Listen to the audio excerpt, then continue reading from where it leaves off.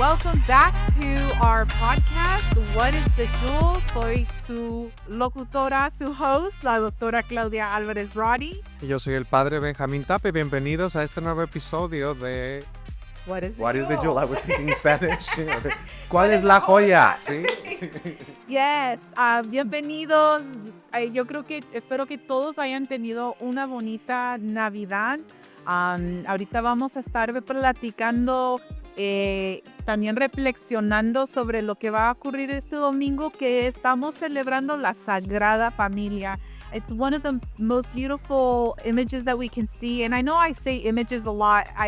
Images speak to me a lot for me. But this idea that we're celebrating the Holy Family right after the birth of Christ, it's just so beautiful and prominent. And I just think it's perfect. It's perfect. And so I really do hope that you all had a beautiful Christmas celebration with your family, with your friends. And if you just stayed at home by yourself with somebody else, that was special too. Maybe you just took some time to just be with you. Listen, that is important, that you're taking care of yourself, that you're honoring yourself, and you give yourself that space. So whatever you did, it was perfect. It was the way it needed to be. So again, I really do hope that you had a beautiful Christmas. And I wanted to make this notion. Did you know that November 24th, 2024 was our first episode? So Christmas is going to be our first month. Yes. Yeah. So Happy first month. Yeah, we're celebrating our first month since we've released this podcast. So we're really excited about where we're going and just really just grateful to the Spirit and allowing the Spirit to move in us and hopefully encourage you, bring you some words of hope to your families and to you. And it's really beautiful because last week we were talking about community and how it was a whole family matter. And we cannot celebrate Christmas, or we cannot understand Christmas without understanding the whole family. I mean, it takes a whole village. And in this case, it was not only Jesus on his own, but it was Mary and Joseph and Jesus at the center that bring us to this point in the history of salvation. Yeah, and so I think it's beautiful that you say that because we are creating a community. And so if you know of somebody that needs it, again, remember, share that link with your friends, your family. This is shareable. This is not just pertinent to somebody who's Catholic. So if you're like, hey, I think you could benefit from this, mándenselo. Aunque no sean católicos, uno nunca sabe cómo van a convertir los corazones.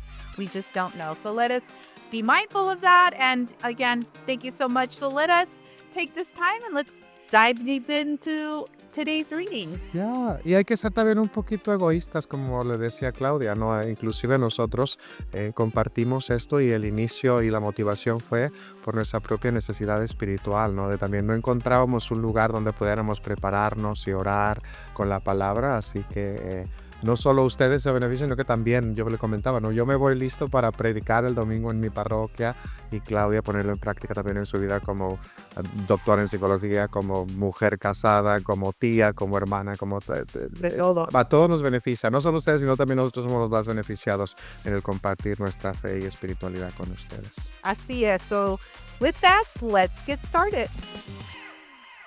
All right, Benjamin, I have a question for you. I always will start our podcast with a question because I think it's important for us to just reflect our own spiritual lives, our own journey. If you could travel back in time to witness a single moment from your history, so I'm talking about the Tapia and the Ortiz family, what family moment would you want to see and why?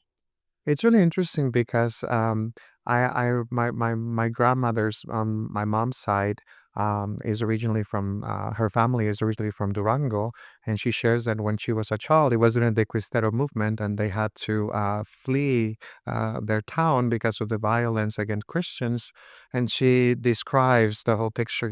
They were coming by train up to the north, up to the north to Tijuana, and she was describing how there will be people hung on the poles outside, and how how horrible of an experience it was. And it was later on in my studies as a priest that I read that part of our Mexican history with Christianity and the whole battle between the government, and I could I make that connection. And you know, if I think of my own family, it was because of that violence and those circumstances and that that whole situation that my grandmother's family had to move to the northern part of the country, and my grandfather was from Fresno, and eventually they met, and that's why I was born and raised in TJ, and in this unique the unique family, and it's indirectly it's thanks to this horrific event in our Mexican history that I ended up being born in this part. So if I look back, I would be very interested. I always remember my grandmother describing that picture on the train and seeing all the thing. You know, it sounds like a movie, and so I've always been very curious about what would you be to be living in that time, even as a Christian. You know, to be able to defend your faith, but of course, not everybody had to take care of themselves. So, Yeah. yeah, in my family history, that if we go back to that part, that's how we ended up in this part of the country. Yeah, and in that part of the country. And I think you paint such a picture, like this very, time in history, not only just for your family, but like in the country Yeah. too. And I've always found it fascinating when you shared with me that you had family here in Fresno, Hmm. and then you guys just lived it. Yeah, it just, I found your timeline very interesting. Yeah, It's like intriguing. it's very unique. I remember when I first came to the States, I used to share my story, and I used to say, "Yeah, I'm Mexican American, but from the other side of the border." Yeah, Well, yeah, I mean, we can say that the border crossed so many people, yeah, yeah, yeah. That's true. That's I mean, there's this whole history that we don't talk about, but yeah, the border crossing people, excuse me, the border crossing so many people yes. that lived here already. But yeah, thank you for sharing that. What about you? Yeah, so for me, I was thinking when I saw this question, I was like immediately I wanted to go back to my indigenous roots. So on my dad's side, my abuelito, he's half indigenous and half Spaniard. But there's also indigenous roots on my mother's side too. So I'd be curious to kind of go discover. But I think what was calling me was just trying to see, um, before they were conquered, what it was like, what was their traditions, their rituals, their culture. That's where I went first, and then I don't know why something kept telling me like, "No, you really wanna go to this other moment," and it was when my parents got married. Oh yeah. I don't know what it is about it, but I think no, tengo pocas fotos de la boda de mis papás, pero hay una que siempre que yo veo que se me ha grabado muchísimo y están mis papás y un tío abuelo y mi abuelita. Y son personas que ya no están en vida y, no sé, me hubiese gustado conocer a mi abuelita mejor, saber quién era ella. Am, las 2 compartimos un cumpleaños, o sea, yo nací en su cumpleaños. So just to have that bond and be able to get to know my grandmother who's in that picture would have been beautiful, and so I look at that time that was captured and just to go, "Okay, who are these people?" And I think that as we talk about our families and we're in this beautiful celebration of the Holy Family, I think our stories, right? Everybody has a story to talk about or a picture that they can go back to that can connect them to where they come from, how the struggles that they've experienced and how they've, because of those struggles, have transformed either their whole family or has even broken the family, because we can see so many families who could say, yeah, we don't talk to fulanito de tal because XYZ, right? And so I think the story of all of this, or the point of all of this, is really there's no perfect family.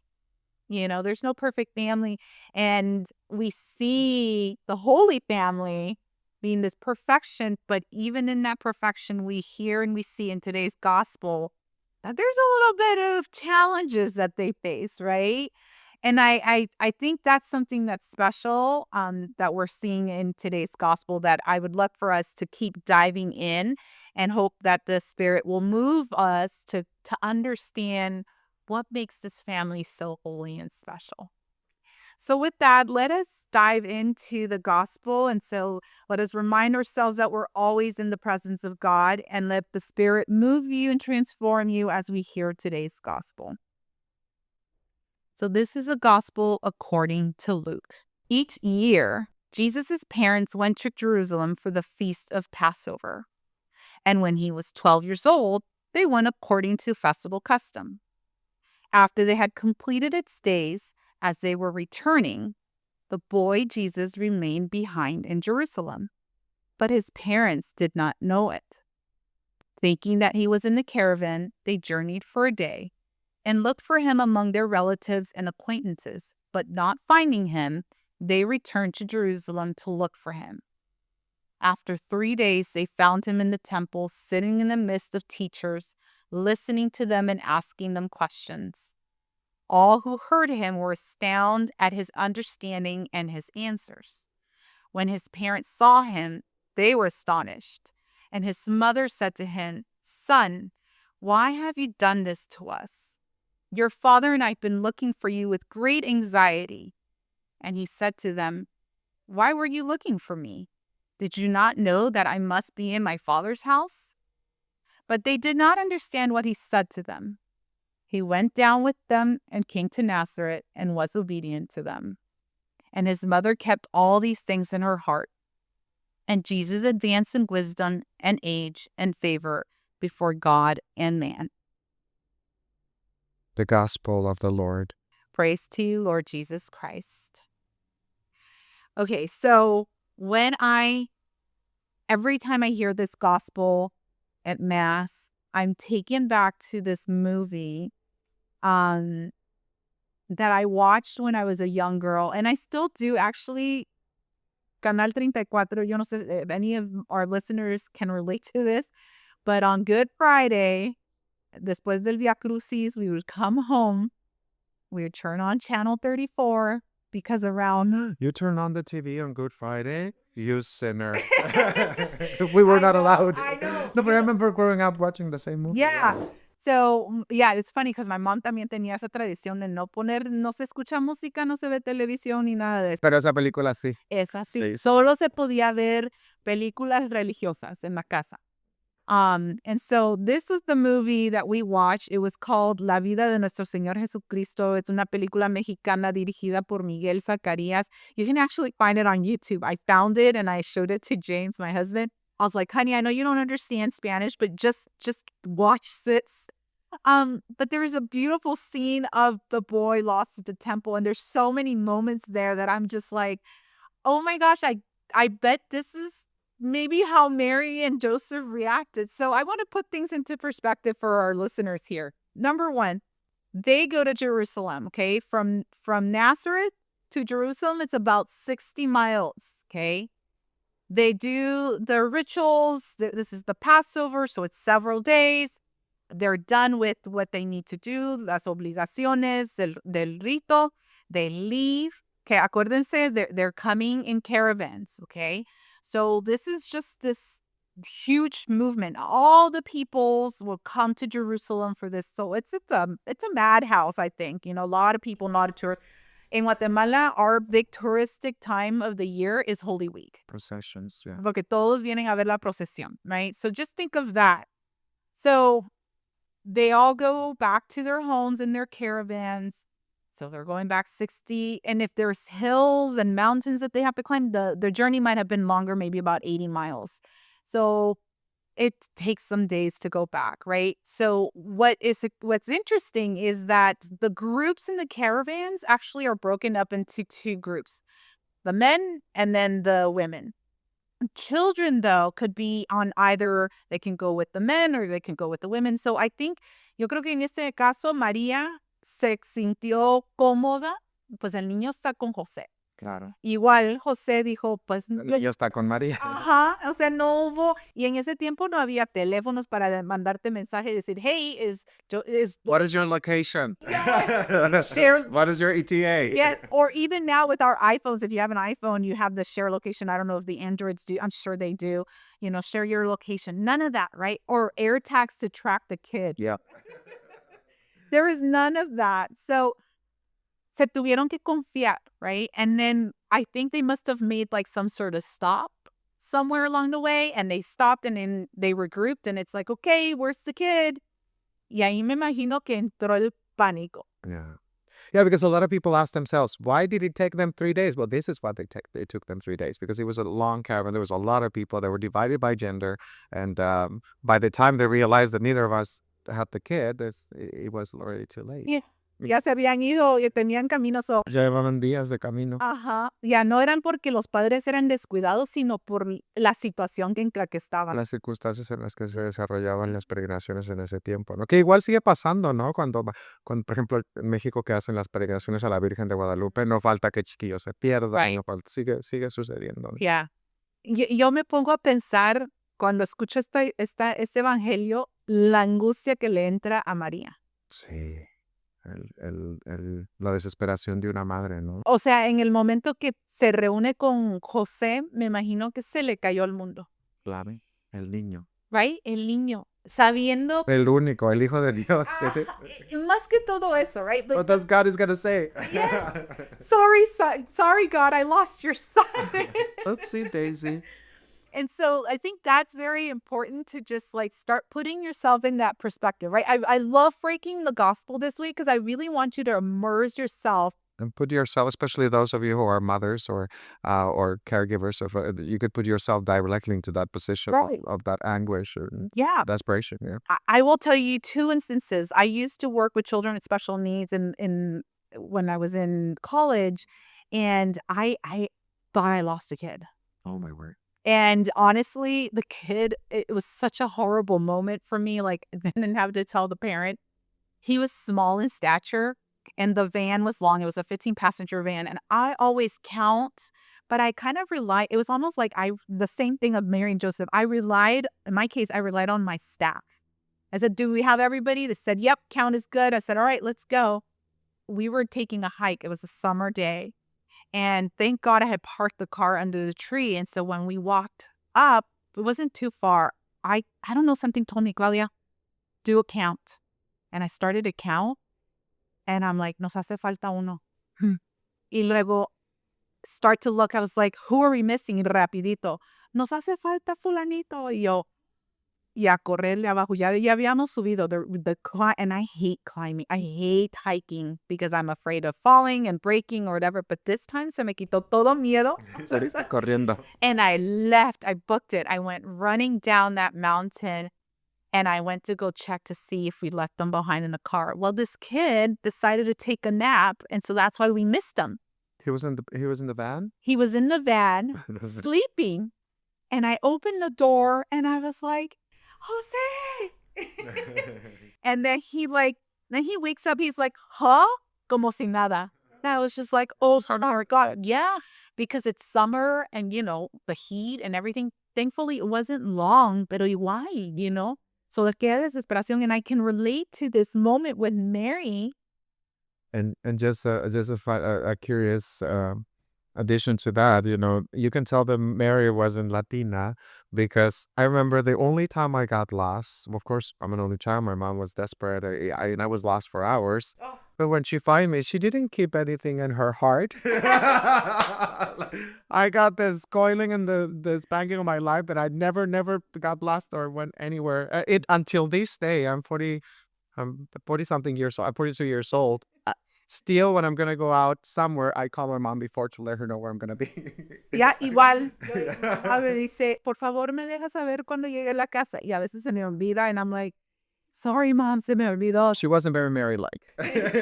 Right? Yeah, that's an interesting point. That's aquí en el Evangelio escuchamos de que María Guardó todo en su corazón. she keeps it, like ella, qué mujer. Yeah, Sí. your point, I would have been like, what did you do? Well, yeah. Yeah. So, yeah, it's so interesting just to kind of note that.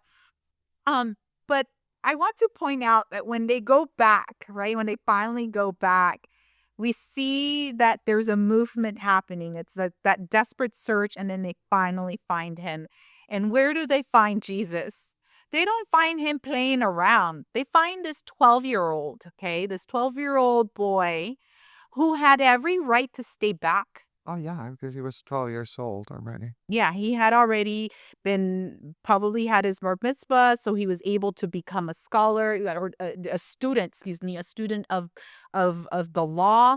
But instead, most 12-year-olds probably were doing other things, but he's like, no, I'm gonna go, and that's where they find him studying, and not only studying, but having these like really deep philosophical questions to the point where they were all astounded by the way he was responding, the wisdom that he was already enabling and allowing himself being a conduit to that wisdom, right? And I think that his parents were also like, "Ah, es this mi hijo." Yeah, also for them to see them in that role Uh-huh. for the first time, Yeah. it was a completely, turn of the tables. Yeah, and I'm sure some of you could probably relate, like, when you see, again, if you don't have children, because I don't have children, but I have my nephew.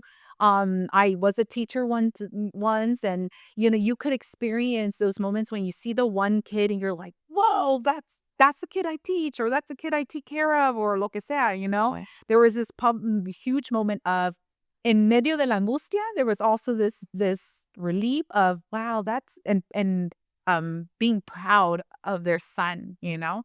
But it's also this moment that we're also seeing here is that there's a transformation that's happening. So cuando Jesús le dice, I always found this fascinating or very interesting, lo que tú estabas diciendo de que Mary se guardó todo en su corazón. ¿Cómo le contesta Jesús? Le dice, why were you looking for me? Did you not know that I must be in my father's house? Like, what sass? I can only imagine. I'm sure maybe Jesus wasn't sassy, but in my head, sometimes I imagine Jesus being sassy. I think in other gospels, I can hear his But if you notice here, even at the wedding at Cana, he says, yeah, "So what? yeah, So what is up to you, mother?" yeah, yeah, yes, yeah. ¿Y a ti qué? Así Uh-huh. literal. Yeah. Yeah. Yeah. And I think, we're reading it from the way we've experienced it, right? Maybe when the authors were writing it and maybe when it was actually lived, Jesus didn't speak with sarcasm, but who knows? I don't know. I like giving Jesus personality here. Oh, yeah. And so what he is saying to them, he's not trying to assure them like, hey, you guys found me. Don't worry. I'm here. I'm safe. It was more like, guys, I'm here to do my father's work. Yes. It's it's okay. It's okay for you to let me go.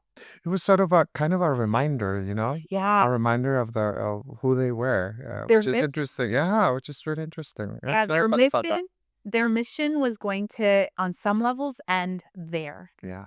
And he was going to start getting to know who his father was, understand the law better, so that when he entered in his mission, he's able to really tell people what the law really was about. To trust God. Literally, this is the let go and let God. Yes. Because literally, this is to let go in order to trust and abandon themselves after they did all this amazing work as in their ministry, Yeah. and let God to let their child be the center of their family. Yeah, and I think that's just the beautiful thing, and I think, hay tal vez algunos padres de familia que pueden tener esta relación, ¿verdad? Estamos hablando de la Sagrada Familia, entonces, es una bella lectura en el sentido de que estamos viendo a 2 papás tener que soltar a su hijo.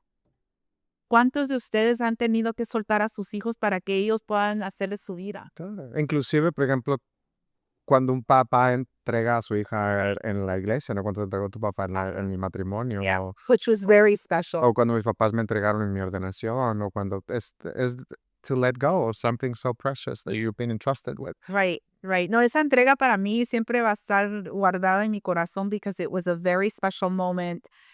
I didn't have just my dad walk me down the aisle. I had both my mom and dad. Yeah. So I looked at them both. I said, it takes two to make me. So the two of you are gonna Let me entregar. go. Yeah, let me go. And I know it was really hard for my both my parents. I don't know, my dad had a moment where he pulled me. He goes, "Not yet." Y le dije, "Okay." I was ready to go. I was like, "Mama knows, right?" But my dad had to hold me on for a little bit and I said, "Okay, I'll let you have this moment," because I'm sure that was very heavy for them to let me go. I'm no longer in the house, and they don't get to see me every day. So I can imagine how difficult this moment was for Mary and for Joseph. But they did have to just trust God and go, okay. And I think that's where the transition for Mary goes. It's interesting because if we look into this, es la primera vez que se desprenden de él en cierta forma, ¿no? Como una anticipación de la cruz de María, ¿no? Dejarlo ir por completo. Aquí es cuando lo está dejando ella como su niño para que empiece en el trabajo de su padre, ¿no? Yeah, yeah, The yeah. the And I anticipation of the first. Yeah, that's something interesting that you point out there. And, like it was all just a preparation of what the real letting go. Yeah. And I think the last thing that I want to share is that we hear Saint Joseph in this gospel. And so it's just another present of the fact that he was present in Jesus's life past infancy. So he played a pivotal role in Jesus's upbringing too.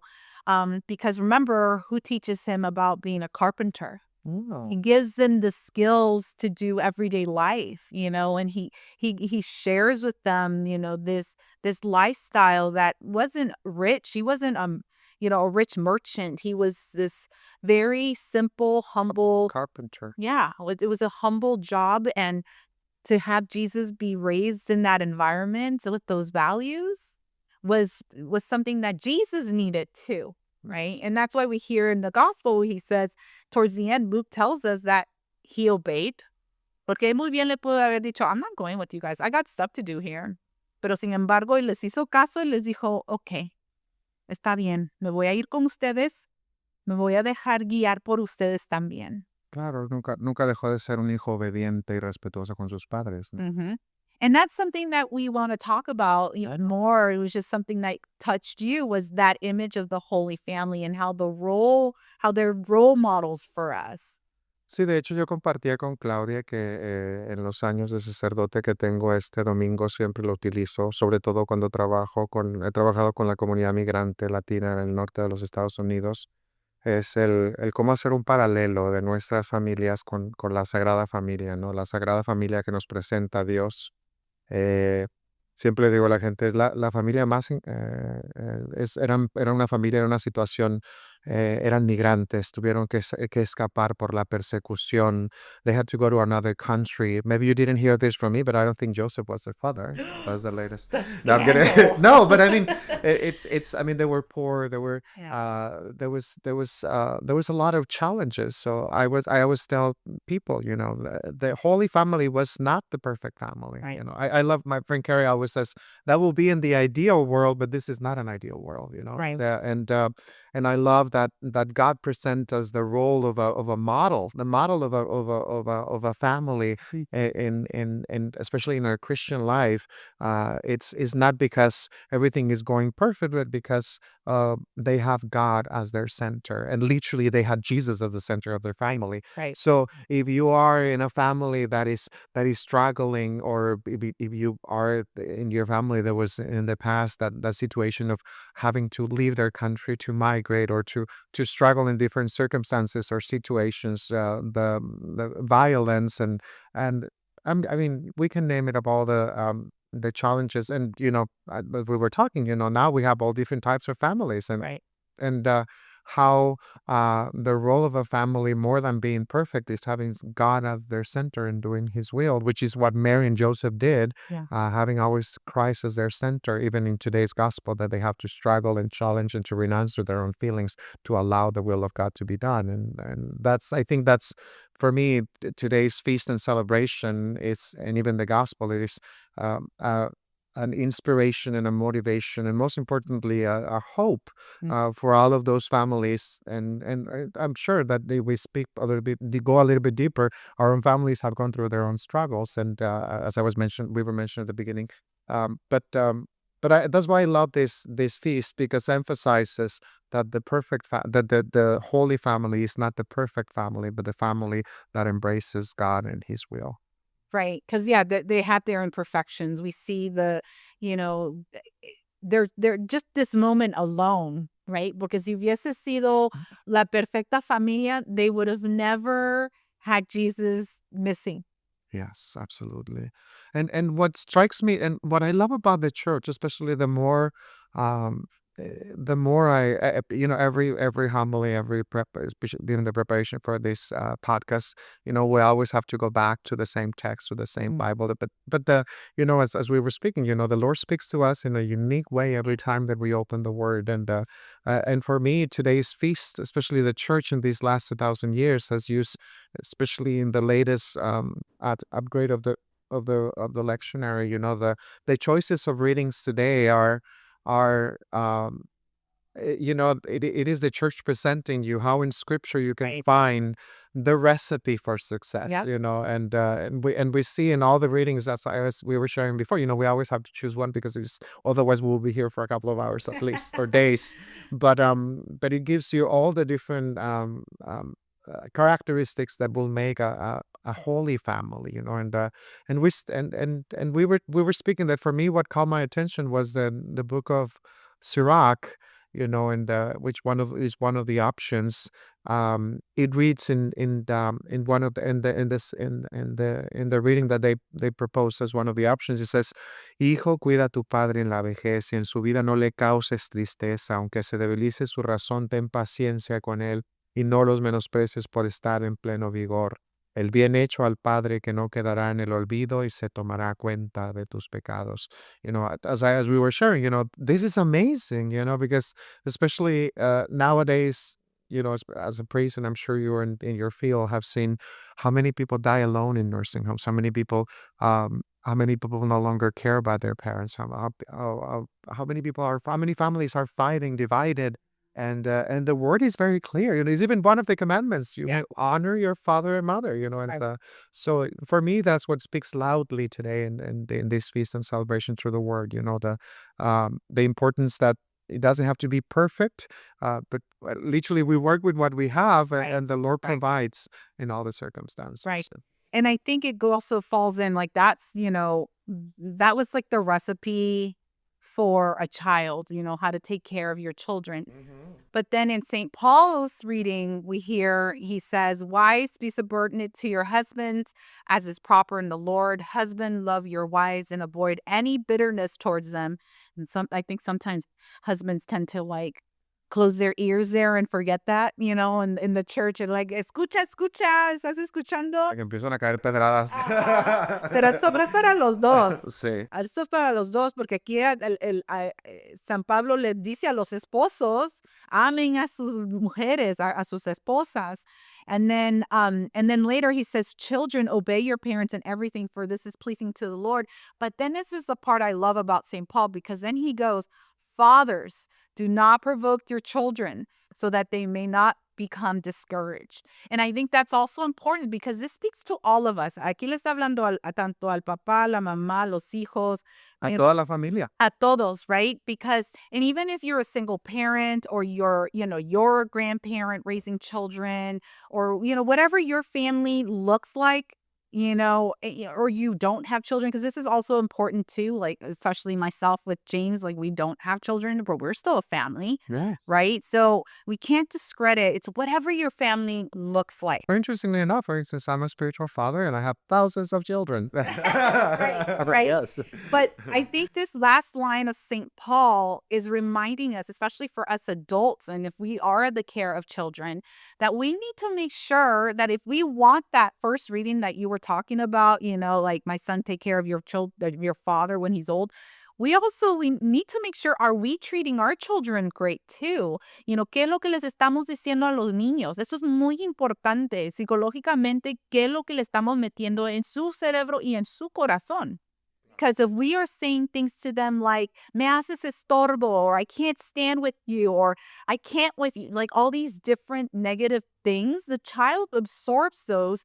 Remember, I talked about this last week, our body remembers these emotions and moments. And so as we keep getting older, all we're doing is just creating more trauma in that child's life. And so how do we then expect them to take care of us if we didn't do that, right? Claro, la Sagrada Familia no es solo el honrar al padre y a la madre, sino que también el padre y la madre honren a sus hijos. Right, right. Es And so that's very important for us to keep in mind that, and we see this in the Holy Family, right? With Jesus obeying his parents and going, you're right, I need to go back. But then also seeing the letting go from both Mary and Joseph and saying, no, you're right too. Right. There was never, I think this is perfect. And I think what's coming for me right now is that there was never a fight between the two. Que vemos a veces, incluso yo lo voy experimentando con mi sobrino, con Isaiah, que a veces estamos en batalla, no, pero es que yo te estoy diciendo, right? Entonces aquí vemos este momento en la cual ni Jesús ni María, perdón, ni José ni María se ponen en el yo soy tu padre y por eso vas a ser, porque soy tu padre, ¿verdad? No, there's always just this like, okay, There was a moment to let go, and isn't it really interesting because as we were discussing before we started recording, there are sometimes families that parents don't let go, and there's always that drama with the la suegra, whether that, but yeah, it's because parents don't know how to let go right, yeah, of that is children. huge, Gosh. yeah. As Mary and Joseph did today in the gospel, they're letting go of their son. Yeah. Yeah. No, I have to say that in that part, I'm very blessed to have beautiful in-laws who are just the most supportive people I could have ever imagined having. Like, el Señor me escuchó, Sí. me escuchó en mis oraciones that I wanted, the family I was going to marry into, I wanted them to accept me for who I was. And that my own family was going to accept my partner for who he was, and it's just a beautiful bond, So, yeah, I mean, I think the jewel, what's the jewel? I think is we are called to surrender, but also we're also called to have God at the center of our lives. And I think that in whatever circumstances you might be in, and I want you to understand that I'm very mindful of what family looks like today. It's different for everyone. No, claro, hay muchos formatos de familia, ¿no? Por las circunstancias y la vida, pero todas lo bonito es que el mensaje de hoy es que todas las familias tienen la oportunidad de ser esa sagrada familia, ¿no? Y muy bonito, la palabra en español no es santa, es sagrada. Yeah. Y la palabra sagrado significa separado del resto para la alabanza de Dios. Por ejemplo, cuando una mesa es consagrada para hacer altar, solo se puede utilizar para la Eucaristía. Y una familia cuando es consagrada quiere decir que está separada del resto de las familias solo para alabar y adorar a Dios, pero con su vida, ¿no? Y hacerlo centro. Entonces es muy bonito eso, el que todas las familias pueden ser esa sagrada familia siempre, y lo único que tienen que hacer es dejar que Cristo sea el centro y tome la rienda como lo vimos hoy en el Evangelio, ¿no? I love It that. sounds beautiful, but very challenging as well to let go and let God. Yeah. Like I said, being able to surrender yourself. And I love that translation of the Sagrada, Ujú. and I think sometimes I love Spanish more than I do English because it's, Sí. Sacro es separado, ¿no? yeah, Esto sí. yeah, the sacred family. Yes, the sacred family would be the The- literal translation of, Mhm. but at the end of the day, in order to be sacred, especially as Christians and human, we have to be holy, So I mean, it is the same. It is equivalent. Consecrated. Yes. Mhm. And so I think that's, as we wrap up our podcast today, I think it's important to maybe today that's what we're going to do this week and the next weeks. And as the new year is going to be rolling in soon, that we're consecrating ourselves in that family. And if you live here all alone, si tú vives solo aquí en este país, tú eres parte de una familia Claro. espiritual. You De are. mi familia, la que Yeah, estaba right, diciendo. right. Eres uno de los hijos del Padre aquí. So I want you to understand that you are also part of that. Y todos tenemos un rol, right? We all have a role to play in this sacred family that we belong to. And that's the beauty of it. That, if you're alone, you belong to that holy family, that sacred family too. And I think it's very important that we allow ourselves to surrender and start to make God the center of our lives.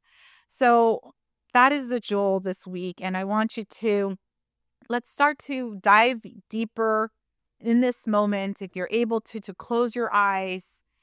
And I want you to take notice of your breath. How are you breathing? Perhaps you are, maybe you stop breathing.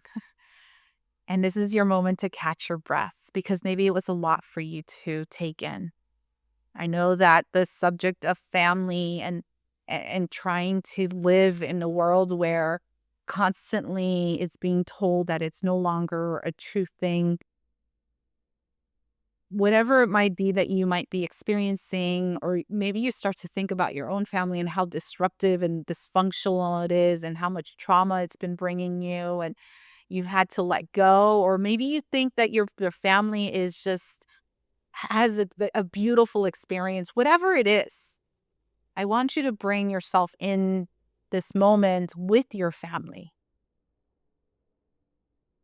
Y también el elevar en oración el día de hoy a todas las familias que están pasando por momentos de dificultad, de diferencias, por las familias que están sufriendo por la cuestión, inclusive como María y José, que tuvieron que emigrar, que la violencia los atacó en sus pueblos, que tuvieron que cambiar de país, de nación, de lengua, que tuvieron que renunciar a mil cosas. Y si en tu familia hay problemas, como mencionaba Claudia, ¿no? Y hay división y hay retos.